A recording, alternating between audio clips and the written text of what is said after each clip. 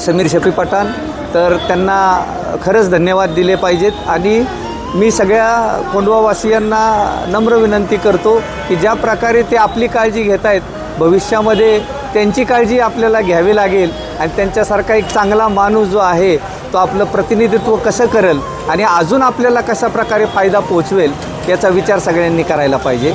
शुक्रिया, धन्यवाद। अस्सलाम वालेकुम, नमस्कार।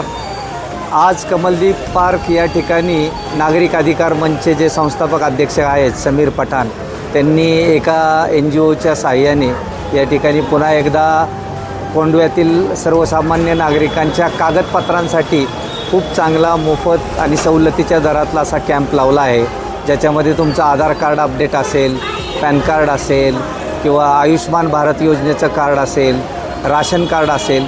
ॲक्च्युली हे सगळे जे डॉक्युमेंट्स आहेत ते भविष्यात खूप गरजेचे असणार आहेत प्रत्येक गोष्टींकरता।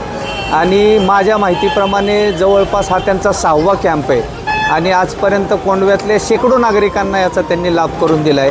ते अतिशय मोलाचं काम ते समीर शफी पठाण आणि त्यांचे सगळे सहकारी करतायत। आणि मी प्रत्येक कॅम्पला जाऊन त्या ठिकाणी बघतो, लोक एवढं समाधानाने त्या ठिकाणी जात आहेत आणि आपलं काम करून घेत आहेत आणि एवढं समाधान व्यक्त करत आहेत की हे म्हणतात की हे काम एवढं गरजेचं होतं आणि लोकांच्या सर्वसामान्य माणसाच्या लक्षात येत नाही की काम करायचं तर कुठं नेमकं जायचं। तर ती सुविधा तुमच्यासाठी तुमच्या कोंडव्यात या ठिकाणी मोफत घेऊन आलेला हा व्यक्ती आहे।